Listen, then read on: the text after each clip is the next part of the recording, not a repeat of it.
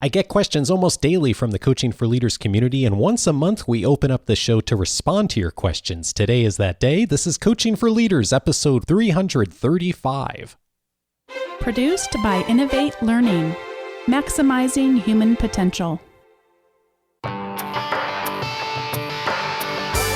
Greetings to you from Orange County, California. This is Coaching for Leaders, and I'm your host, Dave Stachowiak. Leaders aren't born, they're made, and this weekly show gives you access to the practical wisdom that will empower you to become a better leader.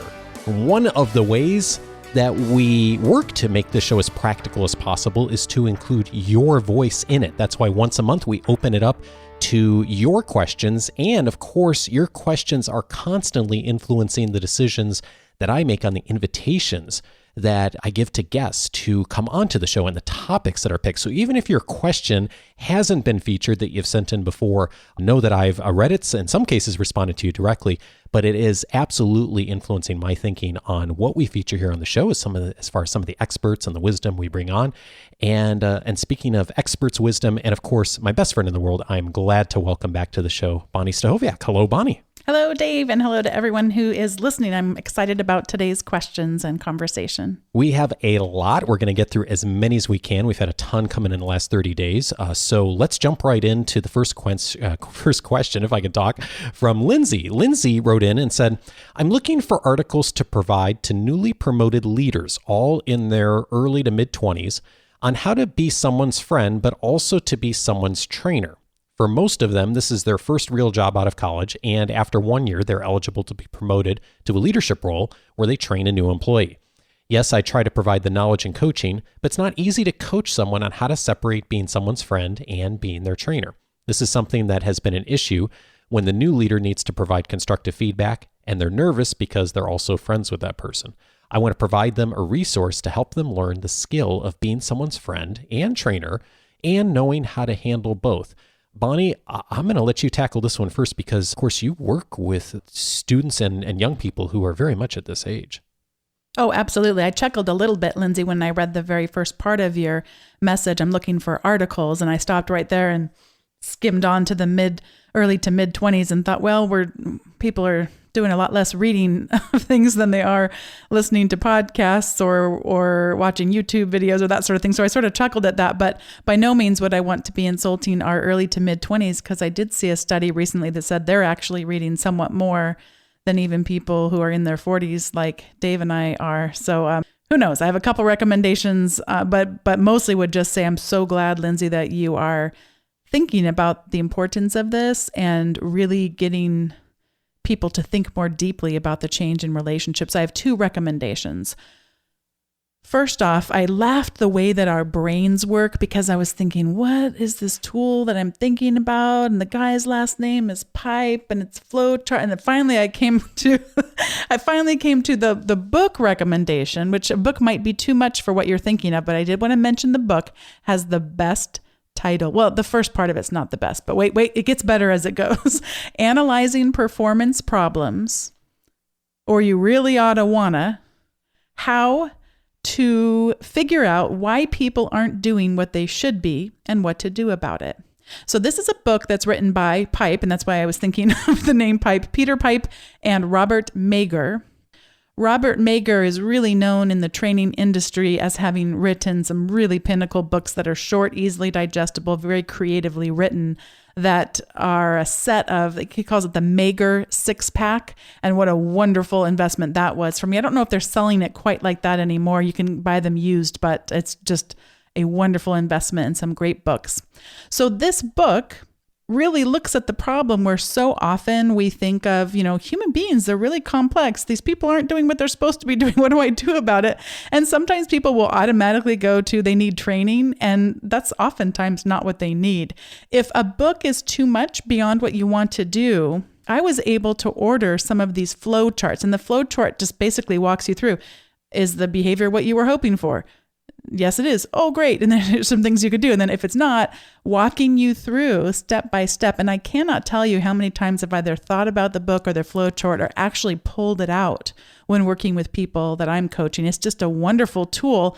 And Peter Pipe, in his, sounds such a tongue twister of a name, he has a set where you could buy a package of like 10 of them. I'm sure Dave, as he's looking at the show notes, can try to see what he can find out there. But you could distribute just the flow chart with some additional information just about that part of the tool. And it really would both generate some great conversations, but also be a real job aid for these young people as they're thinking about making these shifts. And of course, one of the things that'll happen, human beings are complex, is the motivation just won't be there, or people won't be as equipped as we would hope they would be. So that's a great resource. And then the second one, which came out in 1975, has been around for a long time, and I still cannot tell you how often I think about it. I have mentioned it before on the show, but it's been a while. It's from the Academy of Management Journal. The author is Stephen Kerr. And the title of it is On the Folly of Rewarding A While Expecting B. And it really gets us to look at the complexity of human beings and how so many of our rewards systems are flawed. The most common example that I can remember from the article would be we stress as an organization. It's so vital that we work as teams. Teamwork is everything. It's in our value statement. We've got it in posters on the wall. Everyone's carrying a keychain about teamwork. And then how do we reward people for individual performance? And that's just one example of many that's in this article. And though it was written back in the 70s, every time I have ever picked it back up again and read it, it just rings true, and it gets us talking and thinking about the ways in which we might consider enhancing our rewards systems, because one of the less mature ways we might think about rewarding people is always with money, and then even money that kind of gets misdirected, sort of the carrot approach or a stick approach. And there's a lot of other ways we can think about reward systems. So that is one of the ways that our roles start to shift as we do begin to have a little bit of more of a reporting relationship going on with people. So I wish you the best. And I know Dave has some thoughts on this one as well, so I'll pass it over to him. Lindsay, this is such an important skill to be teaching young people, is how to navigate relationships in the workplace, and at the same time needing to sometimes give feedback and sometimes to give some coaching, and how to do that in a way that's healthy. And I would really encourage you not only to have those conversations, because of course, this is not going to be the first time they're going to run up against that in their careers. And if they can get comfortable with that now, not only is it going to be really helpful to you and your organization, but it's going to really serve them well. So part of what I would do is, as you are working with them, to Bonnie's point, rather than maybe just giving an article or giving a resource, is to have the conversation about what an important skill this is, and framing the importance of it and how it's going to really help them going forward to navigate some really complex situations in the workplace. And I know Bonnie and I have both, for different reasons, we're early on in our careers around a lot of different people, and in some cases managing people who are much older than us and at very different ages. And we learned early on in our careers how to step beyond some of those traditional barriers. And one of them is, of course, the friendships. And how do you bridge friendships when you're moving into a leadership role? And a resource that will be both helpful to you, Lindsay, and I think if you listen to, will help you to coach them, or it could be a resource you pass along to them, is a while back, Tom Henschel and I recorded a conversation on how to manage former peers. It's episode 257.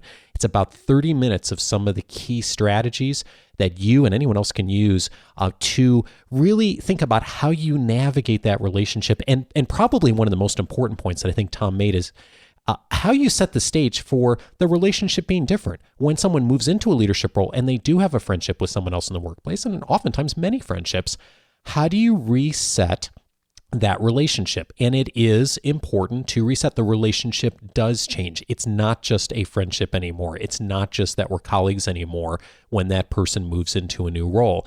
And it's not that you can't be friendly. It's not that that all of those things have to disappear, but it does change the nature of the relationship. And having a conversation about that and being intentional about it really helps reduce a lot of the complexities that can get in the way down the road if they're not addressed. One way or another, it's going to be addressed. So having a conversation up front, ideally between those two people, about how the relationship is changing and how expectations are changing are key. And there's a ton more in episode 257. So check that out. I think it'll be really helpful to you. Lindsay, let us know what you decide to do, what works, what doesn't work, so we can pass it along to everyone else. And thanks so much for the question. We really appreciate it.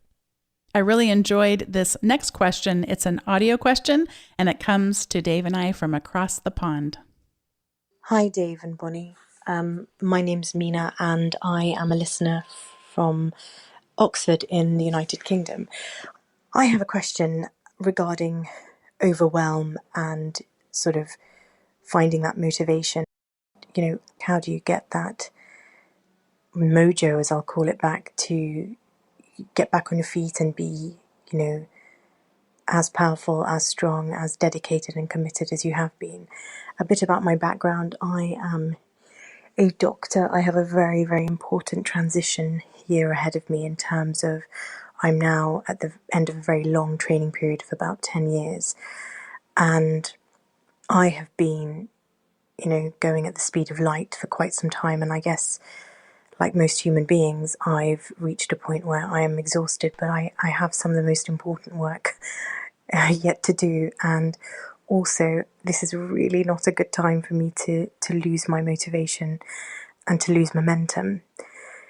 So any advice that you feel you could give me on this subject, I would greatly appreciate, be looking to try out. So thank you very much. Bye-bye.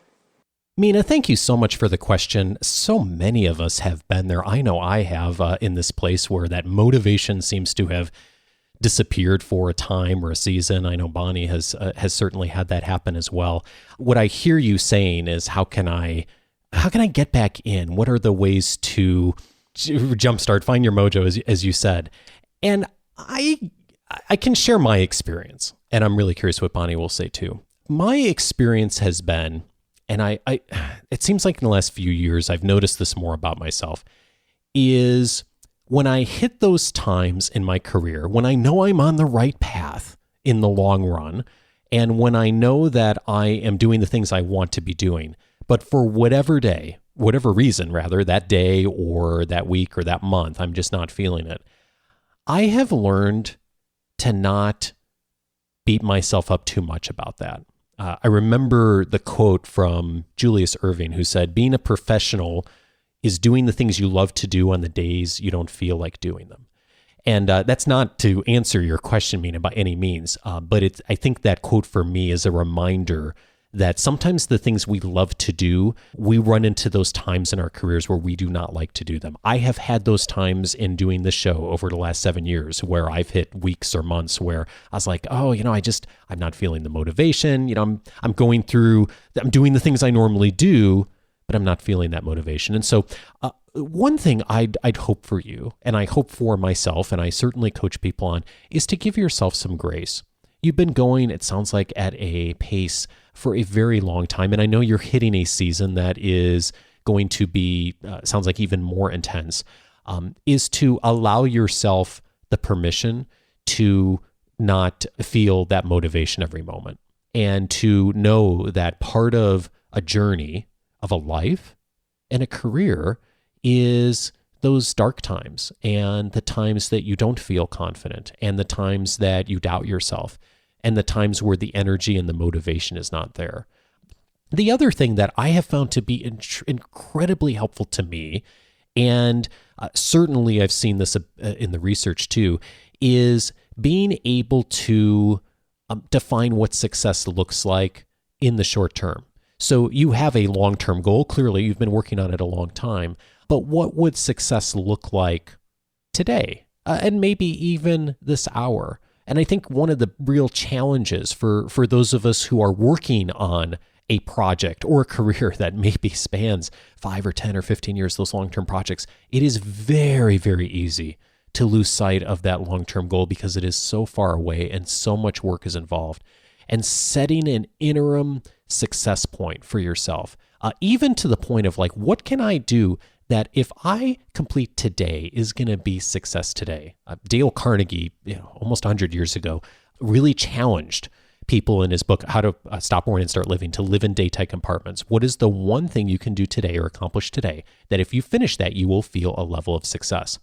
And I used to think that was silly. And now after having done it more, I realize the importance of having a win each day to my own psychological well-being. That if I have 2 or 3 things I focused on doing today, even if they're little things, even if it's just I've got 45 minutes today to do something that is not taken up by all the other things I need to do, if I define for myself what that is and I achieve it at the end of the day, that in the short term, that psychological well-being, that win helps me to get through those times better. So that, in addition to giving myself grace, has really helped a bunch. Bonni, what has worked for you in doing this when you've hit these times? Meena, your question really resonated with me as well. And I have been through seasons that sound very similar to what you described and are also concerned about with this upcoming time. I am absolutely convinced in the healing power and sustaining power of 10-minute walks. And if you could find a way to build in 2 10-minute walks into every day in your work, I suspect that you would find a transformative effect in that. And one of the things I know would likely come up in that is, well, you don't understand, I have patients and it's just not possible. And I would push back a little bit in that if we're not able to just even take 2 10-minute walks, then something really does need to be reconfigured about our work, because we weren't really built to have that sustained of just intense nonstop. I mean, that's not sustainable for you to get through the year that you're about to have. So that would be one thing. And while I don't do medicine for a living, I do a lot of healing conversations. I've talked with students who have lost a parent, been sexually assaulted, parents who are addicts, or parents who are having long-term health challenges. I mean, so in many ways, my days are filled with these kinds of conversations that it's hard to take a break from. Yet it is just absolutely vital that we do that. And on a more sustainable note, when you ask, how do you protect yourself from this, or how do you bring yourself back once you've started to feel that loss? I find just the ability to build more margin into our lives as essential. And one of the things that Dave and I do, we loosely follow a book, a system called Getting Things Done. This is off of a book by a man named David Allen. And he talks about capturing those commitments that we've made either to other people or even to ourselves, and having a system that keeps track of our commitments, our projects, having lists of projects. And what I do is I look at a given week, and I'll put in there blocks of time, especially right now, because I'm on a thing at work that is requiring anywhere from 6 to 10 hours of reading a week, which went from I don't even know, besides grading, less than an hour of reading for my job per week, all the way up to 6 to 10. That was a huge jump for me to do that intensive reading. And it's very evaluative reading. It's tough. It's intense.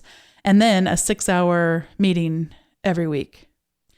And so my whole entire work structure, I basically just lost 2 days of work, essentially, is what that means. And so now I'm being very purposeful about, okay, with what's left, as Stephen Covey talked about, let's put the big rocks in first. So I'm doing that as I look at my projects list and as I look at the tasks that are under those projects list.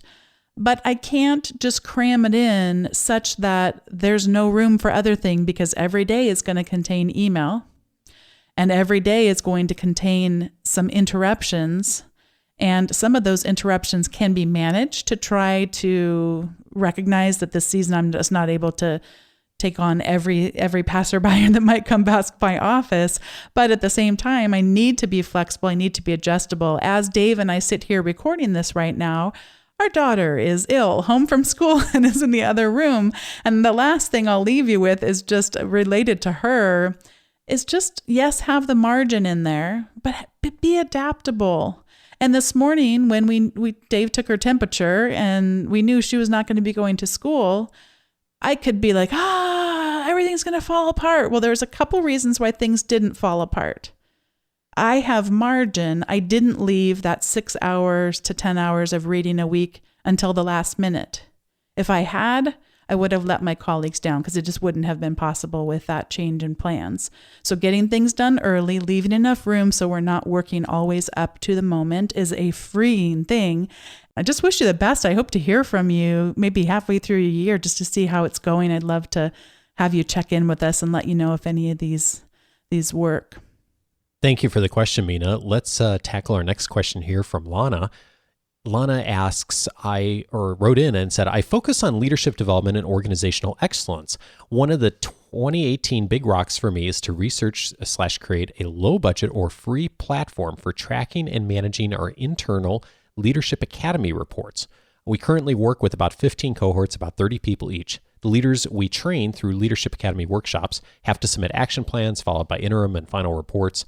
Currently, we manage everything through basic email and Excel tracking, but as our participation grows, this system is simply unsustainable. I'd really be appreciative to learn of any best practices and technical solutions for easy tracking, commenting, and self-commenting on the leadership action plans. Lana, I put in this question because I looked at Bonni, she looked at me, we kind of both threw up our hands on this one because I don't know of a good system. And I have certainly had a few that have come across my radar screen in the last few years. And it seems like there has not been one that I've seen that's emerged for a software as a service tracking of either for what you're talking about is like internally leadership development programs, or I've seen a number of these software as a service programs come and go for coaches to track learning development, professional development plans, goal setting. I have not found anyone that I've used that stuck or that I have heard of that I could even give you a name. So I wanted to put this out there because I know we have many people in many size organizations who are involved in learning and development in some way. And I'm really curious what people are using out there because I would love to get in and dig in more on this for you, Lana. And maybe we'll even do a show on this if we can track down a couple of good systems and look at some best practices for this. So my call to action for all of you is if you are listening and you have a recommendation for a system is go over to coachingforleaders.com/335. Put a comment on this episode. That way we can all see it, start to look at investigating some more of these systems, see if we can track one down. By the way, the one I was aware of, and even a few of our Academy members had tapped into, was Radical Candor's app that Kim Scott was on the show last year and talked a little bit about that when she appeared. And I looked up some information on that for answering this question, and it turns out they're not doing it anymore. So it seems to be the pattern with these things. When you hear about one, then all of a sudden it disappears. So I'm not sure if that's a message for there's just not the market for it, or someone just hasn't put together the right one. But hopefully we can get a few ideas out there and give you some suggestions on how you may approach this, Lana. Or maybe we'll hear that it's not working for people and some of the lessons learned. So again, coachingforleaders.com/335. If you have a suggestion for us, let's go ahead and tackle our next question from Stefanie. Stefanie writes, I listened to your Monday podcast number 330. This was very timely since I am doing a presentation on finding our blind spots. I was going to recommend to my small group that we do 360s. In this podcast, you stated that this might not be the best option if we don't have support to walk us through it. My group does not have this support. My question is, what would we use instead of 360s? Are there any resources you would recommend that would be a good starting place for investing in finding our blind spots? For your information, it's a group of 8 people, cross-section, and a mentoring group in a large telecommunication company. Stefanie, thanks for asking. She's referencing our response to someone else thinking about doing 360s for their team on episode 330. And my advice was 360s can be really, really helpful and very powerful tools, but having an entire team do them all at once, especially if you don't have someone who's an expert to facilitate that process, could potentially be a little risky, and you could dig up a lot that you don't necessarily want to dig up. So I won't go into depth on that. The answer's in episode 330 for that reason. But also, we are going to be doing an episode coming up on 360s. In fact, Tom Henschel's going to be coming back to the show, and we're going to talk in depth about 360s. So more on that coming. But to answer your question directly, Stefanie, yeah, there's a number of different tools that I'd recommend that not only I think will achieve the same thing you're looking for, which is how do you unearth some blind spots? How do you get conversation going amongst the team? but also to do it in such a way where you don't have to have someone with the same level of expertise, and also I think will be a lot less of an investment for the organization. And there's several tools that will allow for that. One of them is the Myers-Briggs Type Indicator, MBTI. It's featured pretty heavily in Patrick Lencioni's book, The 5 Dysfunctions of a Team. He talks about in that book how to utilize MBTI in order to unearth different personality preferences.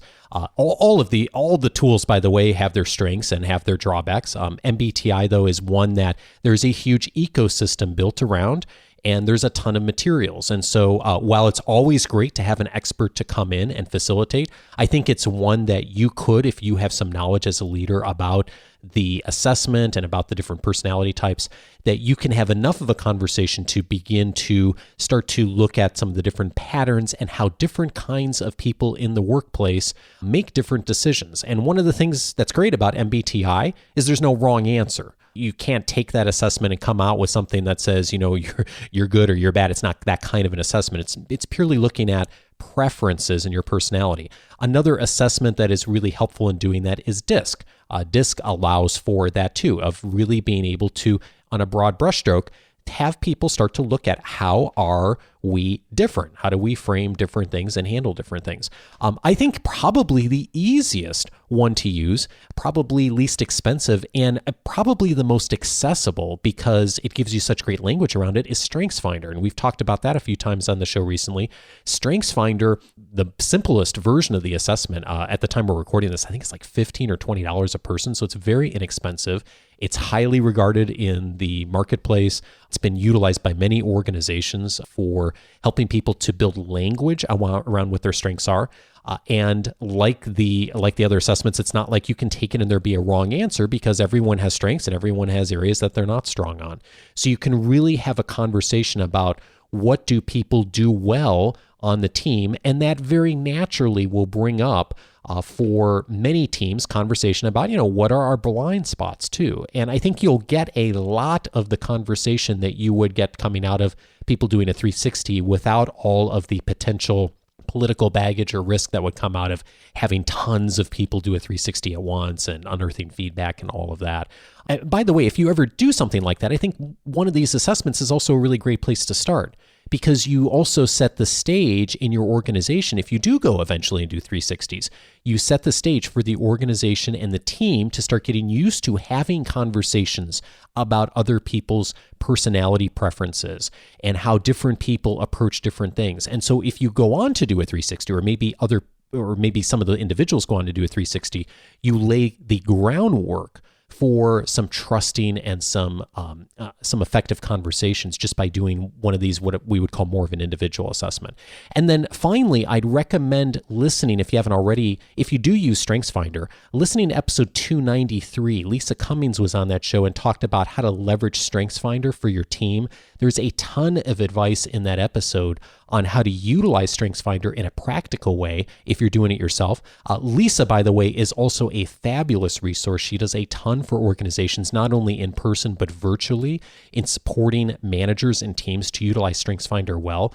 leadthroughstrengths.com is her website, and I'll put a link to her in the show notes. She's a wonderful person to reach out to, and she has a podcast too, on really helping you to utilize StrengthsFinder in a way that really give you a lot of practical benefit for your team. So, Stefanie, I hope that gives you a few things that you may start with that will, I think, get you a long way toward your goal and build a really great ongoing conversation in your organization. But it will be not only a lot less complex, but a lot less of an investment than doing 360s would be. So, Stefanie, I hope that's helpful. Bonni, what thoughts do you have?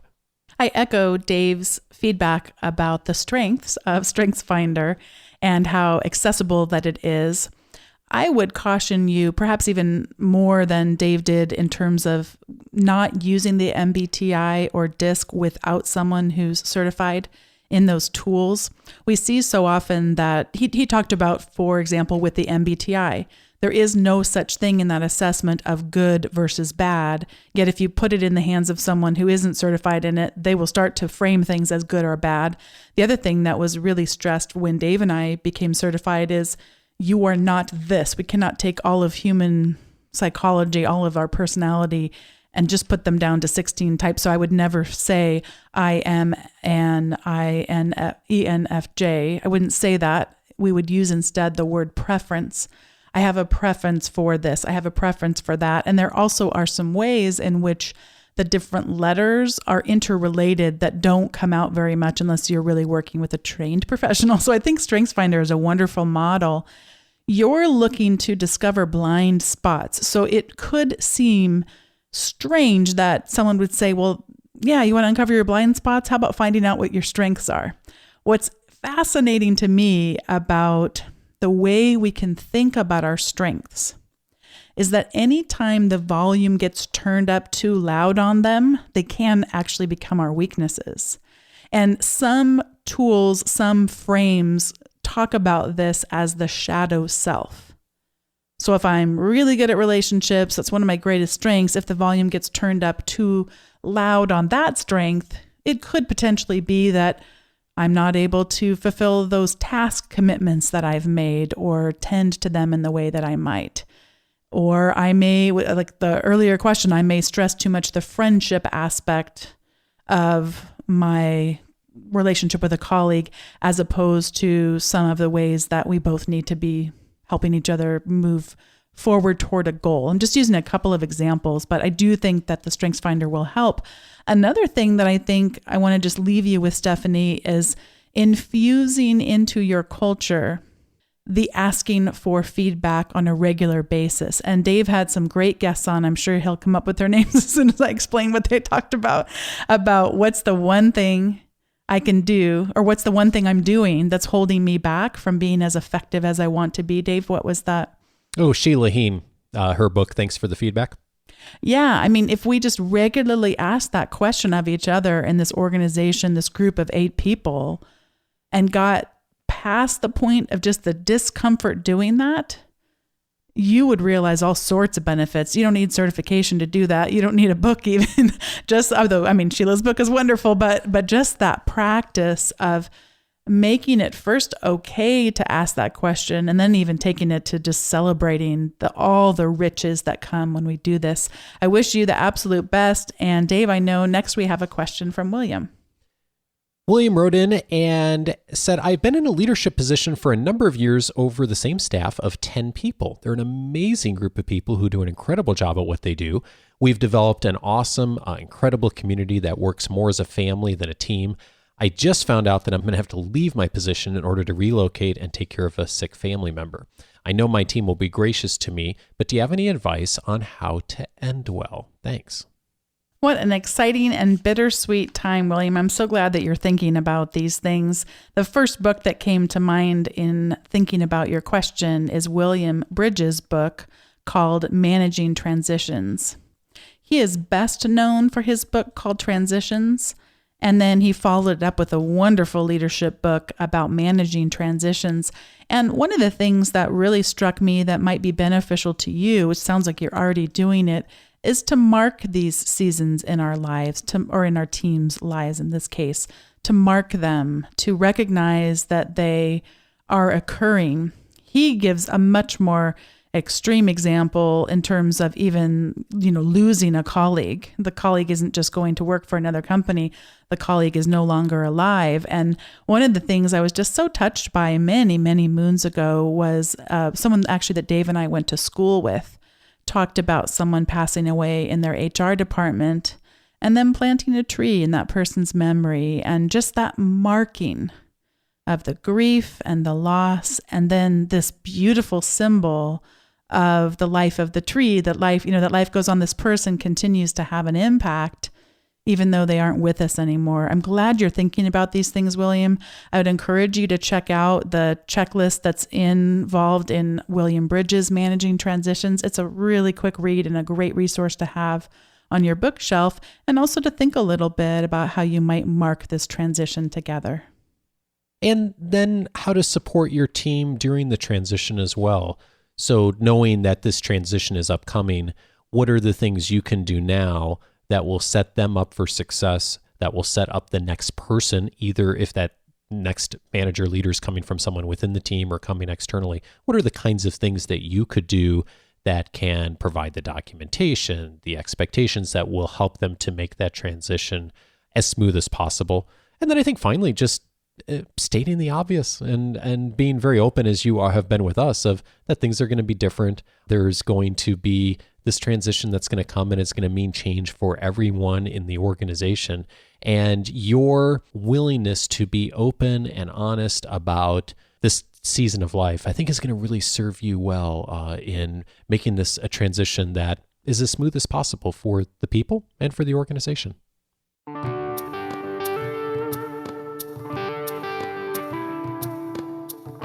Tons of related episodes to today's conversation. If you go to coachingforleaders.com/podcast, you'll see all of the library listed by topic. And if you click on the feedback topic, one of the episodes you'll come across is episode 143, How to Get Way Better at Accepting Feedback. Bonni mentioned Sheila Heen's book, Thanks for the Feedback. She was on that episode talking about how to really accept feedback in a productive and proactive way. She's also one of the original authors of the book that came out of Harvard years ago, which was a blockbuster bestseller, Difficult Conversation. So that episode is worth a listen, episode 143. Also, we mentioned episode 184, Getting Things Done with David Allen. Bonni mentioned the Getting Things Done methodology during our conversation today. If you're in the podcast library and click the productivity button, that's one of the episodes you're going to track down. David Allen talked about his system and took questions from our listening community on that episode. If you keep scrolling through the catalog here, you're going to find a button that says New Leaders. I've tagged in the podcast library podcasts that I think are really effective for folks who are new to leadership. And one of those episodes you'll find is episode 257, How to Manage Former Peers. I mentioned that earlier in this conversation. Tom Henschel and I spent an entire episode talking through what are some of the strategies that those of us who are moving up and are managing people who used to be peers should be taking in order to make that transition a lot smoother. Again, that's episode 257. There's a button in the library on assessments. We've talked about many assessments over the years on Coaching for Leaders. We talked in detail about StrengthsFinder, and I mentioned episode 293 earlier, how to leverage StrengthsFinder for your team. Lisa Cummings was on that episode talking about what you can do as a leader if you're using StrengthsFinder within your organization to maximize the benefit of that assessment. More importantly, to be able to really illuminate conversation and dialogue amongst your team that's going to not only help you to recognize strengths, but also, as Bonni was talking about, to start to illuminate some of those challenges and blind spots and where strengths can be overused. A lot of value in episode 293. And then finally, believe it or not, there's a button in the podcast library called Energy Management. And we've had a bunch of episodes on how to manage your energy. And Meena's question got me thinking about episode 332. Recently, Daniel Pink was on the show talking about the scientific secrets of perfect timing. We talked about some of the key things you can do in order to time your day well. Bonnie's suggestion about going out for a walk actually relates right to that conversation, because the research that Daniel Pink has uncovered is showing that taking breaks, taking naps, getting sleep is really powerful on our productivity. It's not the thing that most of us think to do, but I know I've actually made some pretty big adjustments here this year on starting to rethink how I'm planning my schedule, just based around some of the research that Daniel Pink has done. So check out all those past episodes.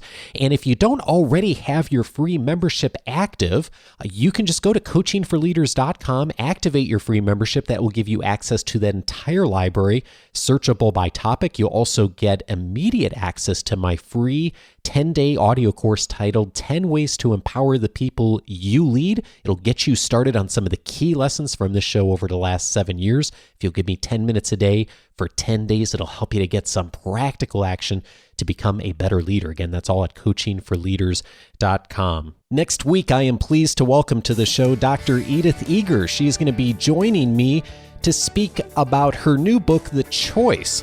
She is a renowned psychologist and a survivor of Auschwitz. And she's going to be teaching us about how to make choices to embrace what's possible. She's 90 years old. You're not going to want to miss the conversation. Join me next week for that. Thank you this week to Oscar Trimboli for the kind review you left on iTunes. Thank you so much, Oscar, down in Australia. I so appreciate it. I read all the reviews. Always makes my day to see those posted up on iTunes. Hey, if you've been listening to the show for a bit and you feel like you've heard enough to leave a review on iTunes, I'm always grateful for those. Go to coachingforleaders.com/iTunes or just search on whatever app you're using. Thanks so much. Have a great week and see you next week with Edith Eager. Take care.